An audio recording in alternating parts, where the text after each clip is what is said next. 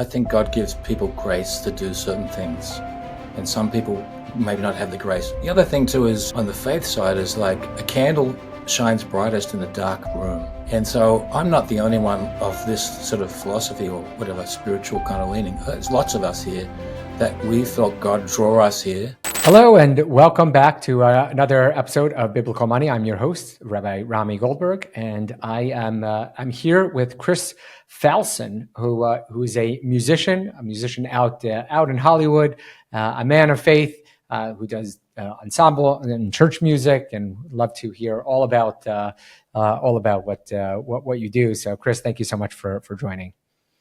Thanks for the invitation, Rami.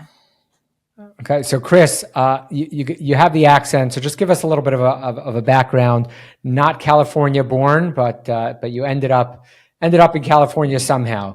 Give us a little bit about your background and catch us up to where we are today. Well, accents are a great conversation when you're deemed to have an accent, and I love. I live in California. I'm from Australia, but I love when someone says, "Oh, you've got an accent," and I say, "Well, you've got an accent," and most Californians think they don't have an accent. I'm thinking, "Oh, yeah, okay." So we have that conversation. But yep, I grew up in Australia, and my father was a musician, and my mother was an actress, like an entertainer person. My grandfather was a musician. My grandmother was a musician. It's like, you just join the family business, and especially if you don't do well at high school, you don't have many options. So you just join the family business. But yeah, I started singing on commercials, my ads with my father. He was a producer, a composer by the age of 8 or 9. And he roped me and my sister into the studio. And one of those things that never thought too much about because it was just normal. And all the friends of my parents were musicians. And in Australia, some of them were celebrities because they'd be on TV, and my father would be writing music for them. So it's a weird thing as you start getting normal life and you realize that it isn't normal, Mm-hmm. Right. But yeah, so 19 years old, left school at 18. I passed only one subject in high school, and it was music. I wasn't a good student. Years later, I discovered that I was on the spectrum and had learning difficulties. But yeah, just from 19 to about 28 years old, I traveled around Australia and Europe a little bit they call a sideman. So a sideman, maybe it's politically incorrect now to be a side person, but when you play guitar or bass or keys for someone else, touring artists, whatever. So I did that for a living, and then that sort of opened the door for me to become a session musician in Australia. And then on the faith side of things, around about that, that 27, 28 years old, I found faith, and I found it in a way that it rescued me from, it's not the cliche rock and roll life, but I wasn't going well. That's that, my wife and I were just not train wrecks ready to happen, all our lifestyle. So that was really quite amazing. And probably the difficulty I had in there was, as a musician, as a professional musician, coming into faith into a church, was how bad the music was. And so I didn't tell anybody I was a musician for several years. I didn't want to go and play in that band on stage. Oh, my goodness, no, but but the learning to pray, learning to meditate, contemplate, read the Bible, read scripture. And I was fortunate to have people to teach me how to read and how to pray, how to be quiet. And somehow for my personality or how God creates us, I was really designed for this. So several years later now, I'm working at a church and I'm teaching people how to be not so much professional, but how to be more musical, and how not to just do the just typical jam and terrible stuff. Anyway, the quick story is I wrote some songs for my local church, and those songs took off. And in America, they became, I'm not kidding, but huge hits in the gospel world and everything. And that allowed me to move here to LA in 1993. And I always wanted to come to not so much Hollywood, but Los Angeles. I wanted to try, like any athlete, a golfer wants to go and play in the big tournament against Tiger Woods, and the basketball player wants to go to the NBA. Well, I wanted to go to LA, and I was really determined to try to make it. So I was very raw, and even though I had a record deal when I came here, so now it's 32 years later. And it was just a wonderful experience and having to grow and learn. And I still have to grow and learn. And I love that about living here. It's got a lot of down things, as we discussed last time we chatted. It's not a great place to live, maybe in many ways. But on the artistic side of things, you're always in the NBA or the PGA. You're always working with the best people. And so for me, just growing into that is been fantastic. I'm turning my phone off now so it doesn't do that again. I guess I would think, as a person of faith, if I want to kind of escape faith, or as Jonah, and try to run away from things, what do? We jump into Hollywood, we jump into movies, which usually do not always send the best messages. I know I spend an inordinate amount of time, trying to look into different movies that my kids are watching, and it's becoming harder and harder that even the younger kids things, whether it's subliminal or not even so subliminal. So how do you kind of wrestle that, that side of things? And maybe you don't have it as much, but like that Hollywood seems to be somewhat anti-God, not necessarily individuals, but I'm saying on the whole, and certainly what comes out of there. And then, here you are saying that it's a great place to make a career. Well, yeah, it's not for the faint-hearted. I would say it's a sense about calling. We talked about that before, about calling, and maybe like grace. I think God gives people grace to do certain things, and some people maybe not have the grace. The other thing too is on the faith side is like a candle shines brightest in a dark room.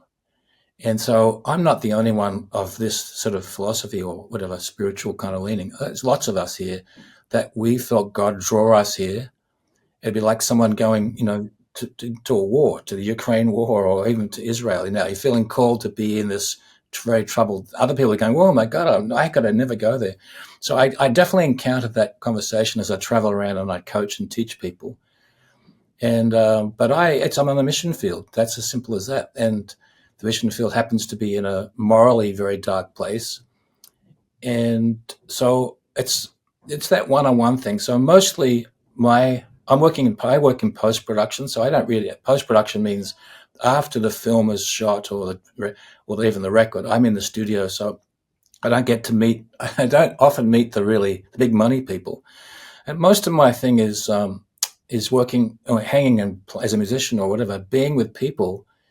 And so the Google age means that everybody who works with me has Googled me before they met me and found out, if you do Google me, at the very top of the Google are all these Christian things I've done. Because I did Promise Keepers, I led worship at Promise Keepers, and I played for the Pope and blah, blah, blah. So when I walk into a production meeting and I've never met them before, everybody's arms or their hearts are like this because they all say, oh, I hate Christians. And so I get that all the time. And it's like, I go, oh, great, this is going to be lots of fun. Because it's like the thing about faith, spirituality is like, and I know a Jewish faith and I'm from the Christian faith, but I argue often with Christians is that someone says you're a Christian means nothing. It's how you live your life. Same for Jewish, but are you living with grace? Are you loving people? Are you encouraging people? And I don't talk in a religious way very, very rarely. So I love being in those environments. And invariably after a week or two, I'm friends with all those people. And I get to talk about things of faith because I'm not the person they thought I was going to be. But anyway, that's how I see it. Now, there's some lines I won't cross over. There's some things I'm not going to work on. I go, it comes to me. I probably knock back half the things that come to me. I go, no. Like horror films, I'm not going to do. I have bad dreams as it is. I don't need any help from a horror film. Right, so I'm not going to work on that. And I did have a meeting with Weinstein's before they fell apart, the Weinstein studio. And they invited me there to work on something. They do lots of other films, but they offered me a horror film. And I saw 2 minutes of it and it was just disgusting. And I've told lots of my friends about this story because I won't say that, it's a very famous film franchise. And I just couldn't even imagine as a composer, I'd have to sit in front of that screen for days and weeks writing music for it and having these horror. I don't even want that for myself. So, but yeah, that's And that's it. And I have lots of friends here. We, pray together, get together, and we probably like a care group. Sometimes one of us will say to the other one, I don't think that's, I think that's probably not the great thing for you, and or vice versa. And then we can have a conversation about it. So it's a bit, yeah, it's a war. It's a nonstop. You can never turn your brain off, even on a. We don't have a war thing, but we have shootings. Our street's been closed down 5 times from people shooting, and so it's my car's been stolen 8 times. Yeah, no, it's that joke. We're going to Hollywood, and it's like yeah, it is what it is. So I mean, it's because I think talking with you about where you live and what's been going on there for the last few years, I only see what's on the news or CNN, and I've got some friends in Tel Aviv, so I chat with them. But it's the thing when you're not there. So you're learning to live there and you make choices and whatever those are. And I'm the same here. It's hard work. I think spiritually the hardest thing to do is I found is to have friends outside this circle, to include them in, like Brian. You interviewed Brian recently, and he's one of my close friends. So I'll tell him things sometimes, and he might say, "Hey," and I go, "Oh, thank you. That's good. I didn't think of that." And I do the same for him where he is. So to live in a bubble, you wouldn't want to do that. But anyway, that's my ranty kind of answer. Yeah, no, I mean, it is interesting that there's kind of like, I think there's two different approaches to spiritual growth. And it's like, do I surround myself with all like-minded people? In which case, I hermetically seal myself in kind of this bubble. And that way, no one around me is saying anything inappropriate because those are the people that I'm hanging around with. Or do I put myself, no, I'm going to be the person who goes down and gets my feet dirty, gets my hands dirty in order to lift other people out of the mud. There was a very famous singer rabbi, the Happy Rabbi, who went out to LA, Rabbi Shlomo Kabach.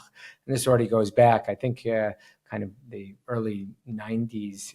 I think he passed away in the early 90s, but he had the House of Love and Prayer, I think it was called. So, and someone one time asked him, what, you've been involved in this sin and that sin and whatever, what's going to happen when you get in front of the God's great throne? And maybe he doesn't give you the pass up. He goes, you know what? There's plenty of people down there that need help, and they need to be lifted up, even even in hell or whatever. So that's there definitely are those opportunities. The funny thing too is the boxes. I think this is an area. I'm not sure what it's like, but it's definitely in Hollywood or LA. LA is a town for specialists, and it's changed a bit because of the last few years of all different things.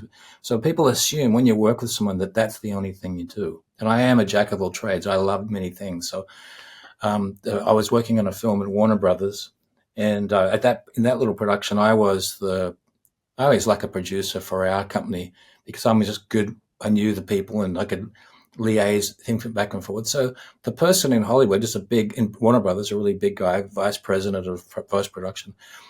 He Googled me after a week or two, or Googled my name, and he said to me, because at this point he's seeing me as a film producer, and he said, there's a guy with the same name as you, and he writes gospel music, and I said, that's me, and he said, oh, get out of here, and walked away because it's impossible in his mind that I could be doing all those things. So anyway. Yeah. So I actually just saw on this, one of my friend's kids just put out using AI, a whole thing on the Bible, on the weekly Torah portion, kind of these cute videos. He puts in the prompt and it comes up with really just amazing things. What do you see as kind of the future of entertainment? Also, there's a lot of like Christian, we're going to be going to the NRB. I don't know when this is going to be produced, but we go to the NRB every year, and there's always different groups that are there, Lionsgate maybe, or something along that line, that like been producing these massive Christian films. that have done very well. Like, what do you kind of see the future? Is Hollywood still going to be the center, or are there going to be alternative media sources, more religious, faith-based sources? How do you see that kind of unfolding over the next couple of years? That's a long answer to that question. First of all, Hollywood has been deconstructed. It's been happening for a while. The music industry here is. LA was the center of the Mecca, I guess. Bad choice of words. Epicenter of music industry, and that's been pushed around. Nashville's taken some, and I think the emergence of other countries, the digital age, the internet age has changed that, which I think is good. Hollywood is shrinking. Well, the power of Hollywood is shrinking based on the streaming ability of other things. I think that's a good thing. Yeah, I love the fact that all different films are coming. Foreign films or lesser fancy films are more available now for people. We can find things on platforms. That's going to happen. Yeah, it's a lot of things like that. I think I'm not a huge fan of a lot of the Christian films come out because I think they pander to the Christian audience, and I don't think that's why God put us on this earth, to pander to each other. And I think a film, because my mother was an actress, and I was raised to understand that theatre, good theatre, which is actually the same as good teaching, good Bible teaching or whatever, is questions. And so you learn far more from a question. And I think the problem with a lot of the successful Christian films and a lot of the Christian music is that it's not asking questions, and it's afraid to ask questions. It's afraid to have somebody in their film that's a little iffy or doesn't believe, or the good guy, the bad guy doesn't get saved at the end. It's a bit like cliche. And that's something about in Hollywood, all the really good writers, they don't do that if possible. So, that's a curvy answer. AI thing is another one. I think is exciting. It's going to democratize things like animation and video game playing, which is good and bad. But lots of more people will be able to get into it. And the downside is that if we rely too much on AI, then we're not using the gifts God gave us to develop. So I think that's an ongoing management thing. So, yeah. Yeah, no, it's one of these, where will things lie, and it's an interesting thing when you talk about kind of storytelling, and if we kind of go back to the Bible, and there's the characters are so nuanced. I mean, we learn these stories when we're kids, and we hear them one way, and you start to reread them every year. I mean, we go through the first 5 books of Moses, every year, and you reread these stories, and they just challenge you in ways that they didn't. It's like even reading the story, let's say, of Esau. It's very not clear who's right and who's wrong within kind of the baseline. I mean, we have a rabbinic tradition as to everything Jacob did, and there's reasons why he said certain things, but it's really not clear, kind of when you're looking at the plain meaning of the text before you delve down deeper, who's the good guy, who's the bad guy, why is he approaching things, why is Jacob approaching things a certain way, why is Esau approaching a different way. So, I think that there is kind of a lot of kind of edgy topics that you actually get within the Bible. Yeah, it's very raw. I mean, I had lots of great conversations I got a lot of friends who are atheists, colleagues, let's say colleagues, and they've never read the Bible, never gone to church. So I can give them stories I can change the names and give them a Bible story. They go, this is amazing. We should write a film about it. Yeah, it's right here in the Bible. Things, even just reading things the first time, maybe when I became a Christian, I'm reading about Abraham and seeing Abraham. It says Abraham was a man of faith, but Abraham at times going, oh my God, I'm afraid. So he gives his wife off to Sarah. Sarah becomes Sarah. And you think, well, in a black and white moment, that's not faith, but that's not how faith is either, is it? It's, that's what I love about my Jewish friends. I love the Jewish approach to teaching, because it doesn't have to be a black and white answer. And the Christian often way of teaching, it's right or wrong, good or bad, yes or no. And that's not, I don't see that grace grace doesn't exist then, because grace is, well, I don't know, maybe, and I just think there's so much more in life. And then I see, as a storyteller or as a songwriter, a composer, there's no one right note or right chord. I'm just choosing a chord or a note or a string section because I'm trying to tell a story. And it's interesting to how many people would write to me after they hear something and they'll tell me what the song is about. And I go, wow, I never thought of any of that. And I think that's fun. So that's actually kind of why I have enjoyed working here for the most part with the post-production people, because there's a saying here about every time you're working on something, is this helping the narrative? Is what you're doing helping the narrative be stronger? And I think that's a wonderful thing. That's how I approach. So when I go and play concerts, I do. COVID slowed it down, but before that, I was traveling all around the world with my little band, and I write a lot of songs that have faith bits in them, but they're not obvious. And so I have all these conversations afterwards. People come up to me, and like I reinterpreted Psalm 23. I didn't change the meaning of it, but I just made it sound more like, Bob Dylan wrote it or something, And the amount of times people come up to me and go, they'll either say, wow, that's a love song. I go, yeah, it is actually. Psalm 23 is a love song, right? And then someone else will come up to me and I wrote another song once about, say, Jeremiah 17, verse 7 and 8, which is similar to that, because trusting, I'll be like a tree planted by the water, and the whole concept of tree sending its roots down. And I love this thing, And man, I love singing these sort of songs, but in a pop rock and roll thing. And people come up and chat. What the heck was that about? That tree thing, And so the other thing about sharing faith is it's a lot easier to share faith when a question is involved, instead of me telling somebody from the stage, you all need to find Jesus, or you all need. But if I write a song and there's some questions in there, it always stirs up that interaction, I guess. So that's how I see it. And that's how I see Jesus. That's how I see the Old Testament, your book. There's all these great stories that don't say it's this. It's like, oh, wow, that's got me thinking. And I just think that's like a dinner party when you invite people that don't agree with each other. It's much more interesting than having everybody agree. That's boring. It wants to live in a world like that. I mean, you have that with regard to when the prophet Nathan comes over to David to give him rebuke. He doesn't do it in a direct, wagging his finger at him. He comes to him and he tells him a story, and he's like, "Oh wow, that guy deserves death." I mean, that's terrible. Not that he was giving a legal, but he was just conceptually, how could someone steal this tiny sheep from this one person?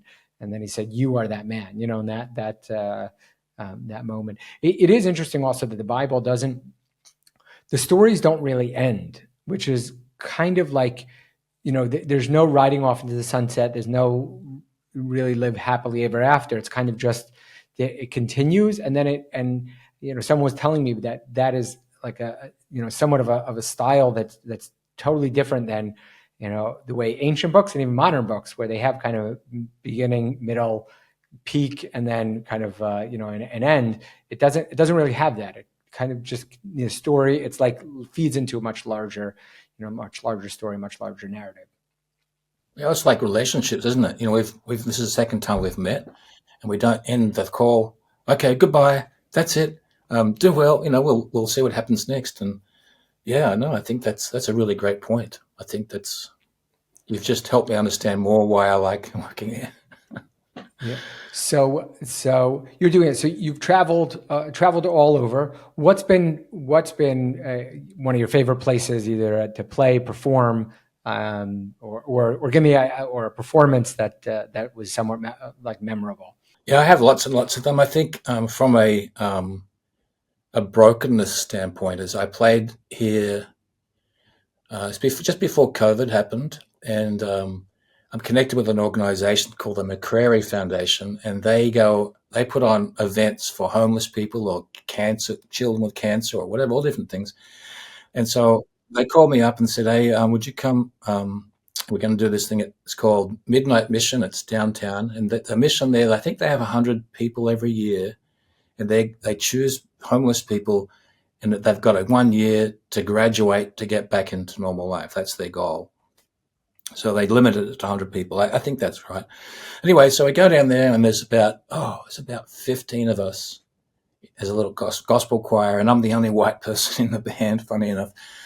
And we do a whole bunch of songs. I'm playing guitar for most of them, and it's there like, we are family, and it's this gospel thing.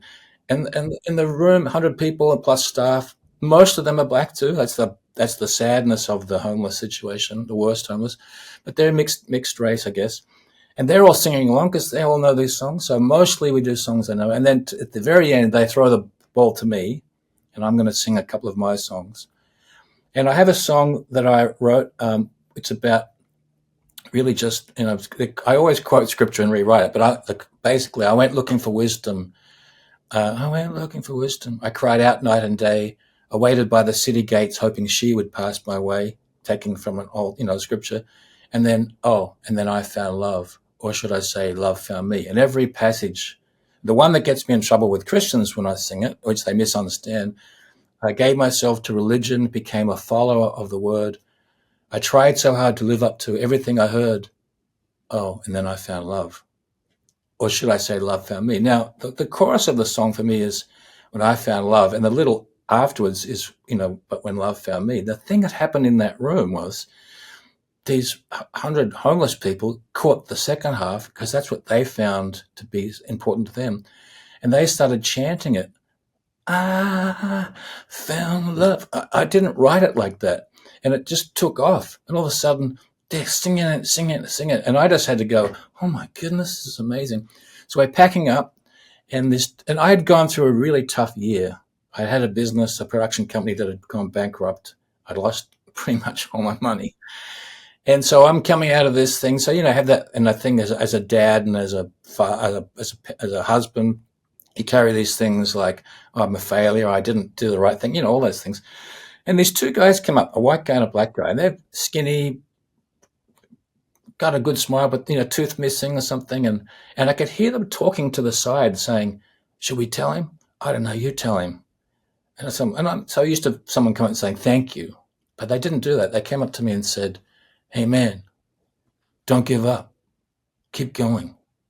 And to have two homeless people tell me that, it's maybe the greatest thing anyone ever said in my life. The King of England could have said it, would have meant nothing. But those two people saying it, and I've had similar things like that when a broken person or whatever, someone thank you. But yeah, that's another thing. Same people. We played at the LA Children's Hospital, just very close to me, and we were singing in the cancer ward, and we were singing the song "Happy." Pharrell's song, Happy. We're trying to sing joyful then. We sang Sesame Street and all these different songs. But the Happy song, the kids sang it so loudly that the matron in the other ward came down and told us to shut up. These kids down here are sick. And it's like, you're kidding me? These kids are dying. They've got terminal cancer and they're singing. And so we did it twice and got told off twice for being too loud. But that's a good way of getting in trouble when you're giving people some hope and stuff. So, I've played in stadiums. I've played to hundreds of thousands of people. I've had songs on, hit records and TV shows, films and stuff. But those moments are far more valuable. You don't get paid any money, don't get any reward, but the feedback from the audience is priceless. So, yeah. Wow, and that's gives me goosebumps and chills. Just those types of stories, because it's those moments when you're least expecting it, and you think, and the problem is so much of our careers, we think like, oh, I'm targeting in a certain direction, and if only I get this or land that deal or close this record or whatever it is, and it's really has nothing to do with the overall like satisfaction. Well, you need to land the record in order to pay the bills. Don't get me wrong, but it's those. I started a new YouTube channel about 6 weeks ago, and it's called the Songwriter Workshop, and it's just a whole lot of free videos on things like this, songwriting, production. But a lot of people come to me and they go, "Oh, I'll never make it. How could I ever do what you do?" And I go, "Well, you start small." And we all started small. And so I tell it, in your neighborhood, you have a retirement home, you have hospitals, you have the cancer wards, you got tons of places. Like a lot of people say, "Oh, I can't get a gig. Like the club won't hire me," or this one. I said, "Yeah, forget about that. Go out there and start learning how, hey, you're going to give a gift, Like I've been to certain places where no one's ever been. I mean, I toured Eastern Europe before the wall came down, and you go to a town. I mean, that's a whole nother story. You're getting into those towns, and you're the only person that ever came.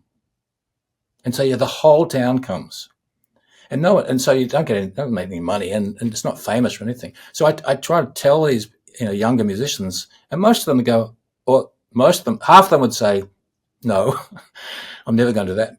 But the little light goes off and go, I never thought of that. Playing at a hospital is really fun, and or a retirement village, and you learn old songs if you don't know them.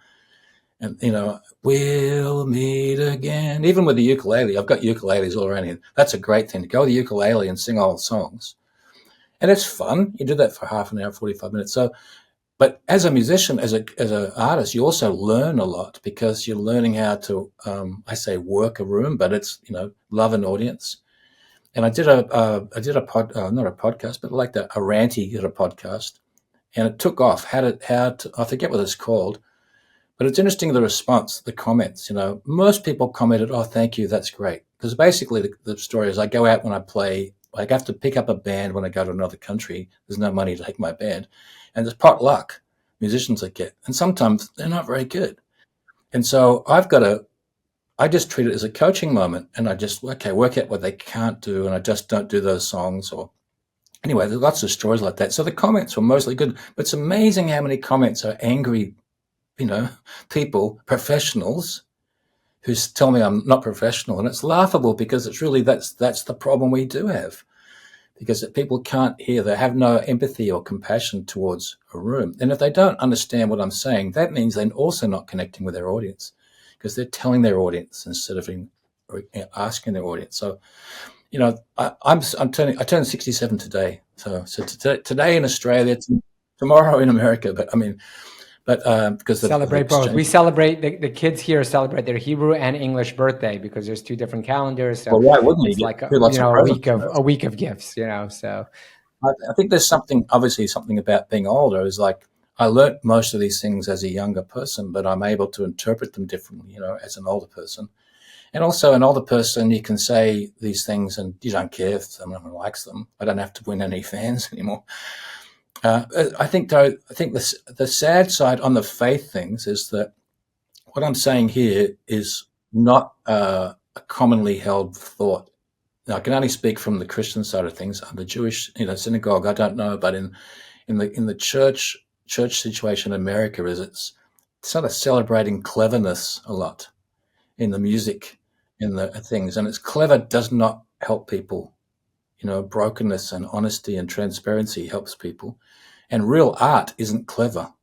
There's a lot of teaching here about excellence. People talk about excellence. And excellence is when my guitar's in tune. That's excellent. But now I have to play it. Now I have to pour my love and soul in it. And that's unfortunately what I see in American churches. That, so anyway, that's one of my soapbox. You meaning you think it's too kind of commercial. It's commercial. Everything looks pretty, everything looks young, everything's cool, and everything's loud. And you can disguise a lot of things when things are loud. You can't, but when things are quieter and pull back and turn the lights out, you realize, oh, my makeup's not working. What draws us towards somebody in real life? Not because they're clever, it's because they loved us or they listened to us. And it's the same in art. When someone writes a song that's right for the moment, in different times. Or when you go to see a concert, I think it's probably even better said, when you go to a gathering and there's a polished, say a preacher or a teacher, and they say everything perfectly, but they invite someone up from the audience who's very nervous and fumbles the mic and tells a story that makes everybody cry because we can relate to their story. And the guy who is the polished person goes, oh my God, get off, because they've either forgotten or don't know how to do it. And that's, in real life. Anyway, so that's how when I coach or produce people, I'm producing someone right now, and my room's a bit messy. The studio's a bit messy here. And the process is to help the person actually discover who they really are in their voice and in their guitar playing. Because they come in, they want to impress me. They turn up and they play, they sing like this. And I go, oh, okay, we'll work on that. And then, I get down and I start talking about these things. And then I start recording them and I go, no, just stop trying to sing. Just and I always say, imagine someone's in the room now. Who would that be? Is it your mother, your sister, your friend? Who is it? Think of someone who needs this song. And gradually they understand what most of them do. and they come down and this realness comes out and I go, now this is what people want. Then they hear it and they go, oh, but I'm a bit flat there or I'm a bit this. And I go, we can fix those things. What we can't fix is lack of integrity or honesty in your song. And so I hear this often in a lot of Christian records or Christian films, and it's just too clever. That's what I mean by clever. It's like, click the channel. It's just too polished and whitewashed, as it were, as opposed to the messiness, which is really what is in life, and what we were saying before in terms of the characters of the Bible. Like, they're not neat relationships. I mean, you have 11 brothers or whatever, 10 or 9 brothers, however it was, throw their other brother into a pit and they want to kill him. I'm saying that's not a very neat family dynamic, if I've ever seen one. But yeah, I mean, I think that's that messiness in life. There's a line that one of the great Hasidic rabbis said, "There's nothing so whole as a broken heart." And so I think that's what you're getting at, is you're speaking to these musicians, and I'm curious, will that be lost with some of this AI music that's out there, that like, no, you're missing the person and what they are bringing to it, because you're hearing the song, but and it sounds perfect, but it's not really. It's exactly the opposite. Yeah, no. It says a lot about human nature too, because recently, 2 weeks ago, #1 song on Spotify was an AI song, a country song, and it said you can celebrate it in some way. Oh, look, it's amazing, amazing, amazing. Well, I wonder how long that goes for. I'm sure things will be, people will get into, oh, that's great, it's clever, and that's inevitable. But I think probably the key is AI in a club or a church. Imagine an AI worship band or an AI rabbi, and it's like, okay, I just want human connection. I think most people do. They eventually realize that's what they need, and I think that's the artist's job. Is from my side of things. Our job is to keep fighting for those things, and we're going to have a very interesting 5 to 10 years, in all different. Yeah. As we transition, I do think, and it's like interesting, just even this podcast, where I think a bunch of years ago it would have been, well, if it's not done in a studio and it doesn't have the perfect background and everything is not exactly perfect, then nobody wants to hear it, nobody wants to listen, watch it, and I think people are just seeing kind of the real behind it, rather than, okay, yes, all this artificial stuff. What are we getting at? Which is always the goal. Meaning just to really be real with ourselves and real with each other, and then ultimately real with God. I'm saying that's it's like yeah. Well, even the podcast. Not long ago you couldn't have done this. I don't know, 10 years ago. Whatever. And so Riverside, these sort of things, 2 mics and videos across the world, and